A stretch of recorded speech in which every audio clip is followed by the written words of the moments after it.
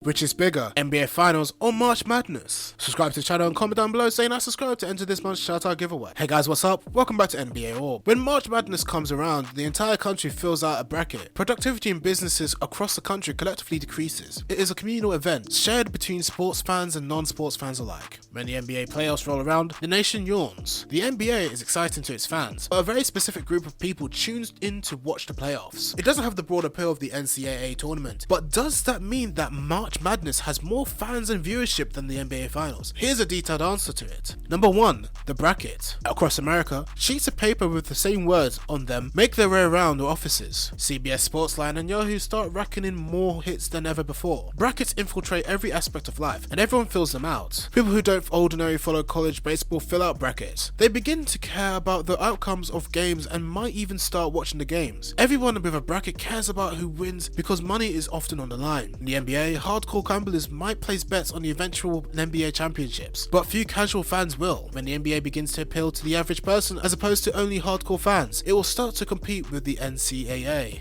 Number 2. One and done. A single game is infinitely more exciting than a series. While a Game 7 often gets high ratings in the NBA playoffs, every NCAA game is do or die for each team involved. A late game run with a buzzer beater is enough to send one team to the next round and the other one back home. Shocks and memorable moments come when every game matters. In the NBA, a team can lose the first 3 games of a series, but it doesn't matter if it comes back to win. It's too slow paced. Single game elimination tournaments are magical. Number 3. Students, alumni, and school loyalty. Fans are more loyal to college basketball teams than NBA teams. Many fans went to the schools they root for. The fan bases are far more localized than NBA teams that draw followings from entire regions. While all of New England might root for the Celtics, UConn fans are a distinct group from Boston College fans, and both are entirely different from Providence's college fans. The passion for the game is tangible. A home game in college basketball gets loud, fast. Students and alumni feel like a kingship with the players and want their school to win because it's a part of them. Number 4. Likeable stars. College players don't get paid most of the time. This allows college basketball fans to believe that they are playing for the love of the game. Everyone plays hard because they care about their future, and ideally about their school. While LeBron James has taken flack for his decision to leave Cleveland for a better team in Miami, Kemba Walker has spent his entire career at UConn. Any decision to leave would have cost him a year in playing time. Loyalty is almost a requirement in the NCAA, and fans get attached to players, often for 4 years at a time. Above were the reasons why March Madness is more popular than the NBA playoffs, but below I will show you how NBA Finals has more viewerships. Number 1. The NBA is more authentic. The purity of NCAA basketball has been tainted with embarrassing recruiting violations and stripped championships. We can no longer pretend that passion and love of the game drives NCAA basketball. Money drives it. Money drives the NBA too. Why do you think Melo went to the Knicks? A 5-year, $124 million guaranteed contract. That's why. In the NBA, we know how much players are paid. We often even know about their endorsement deals. We know who's getting paid how much. Let's play ball. Number 2. NBA playoffs value teams more. In the NCAA, a one-and-done player can win a championship. In the NBA, teams are built over years. There is no longer an equivalent of the San Antonio Spurs in the NCAA. A team that succeeds in the NCAA tournament likely has NBA talent who will leave in short order. Even Butler, arguably the most successful Cinderella of March Madness of all time, had Gordon Hayward. He was around for 2 years and then gone. He didn't get to watch Gordon grow as a player into his junior and senior years. But in the NBA, we get to see that growth and legacy of teams and players as they gel. Each year, the NCAA tournament is becoming more of a year-long pick-up-a-game between future NBA players. Tune in next year when completely different rosters will play each other.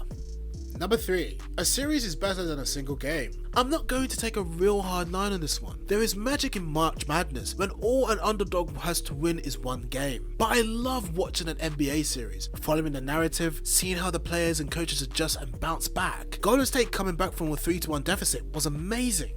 Number 4. The talent in the NBA is far superior. I mean, this is obvious, right? Just a few years ago though, that superior talent in the NBA led to extremely boring games. The days of isolation, one-on-one driven offenses are gone. Watch the Cavs play, watch the Warriors play, the ball moves. It used to be rare to have a big man who was skilled at passing. Remember when Arvydas Sabonis awed us with his European passing skills? How many centers and power forwards are expected to pass like him? So now the NBA has the world's best players playing an engaging style of basketball. That's hard to beat. great. I've never seen anyone hit shots like Steph Curry hits shots. When he starts his shot, often he's not even looking at the basket. His range is unlimited, and he shoots quick enough to get a shot over any 7-footer. NCAA Steph Curry playing for Davidson was amazing, but nowhere as unimaginably awe-inspiring as NBA Steph Curry and LeBron. If Michael Jordan were 2 inches taller and 40 pounds stronger, he would have been like LeBron. That's a bit of a hyperbole. I think Jordan had more of a killer instinct, but I'm not sure he was as efficient as James. There is no one in the league currently, and not many in history, who can dominate offensively and defensively like King James. Watching these two square off in the finals, what a time to be alive in the NBA Titans clash. These are two main dynasties right now in the NBA. The Warriors are the returning champs, and they set the single season record for most wins. If they win, they'll solidify the dynasty status. The other dynasty is LeBron James. This NBA Finals will be his 6th in a row. These two dynasties will play a best of 7 again. Last year, James almost single-handedly beat the Warriors before running out of energy and role players.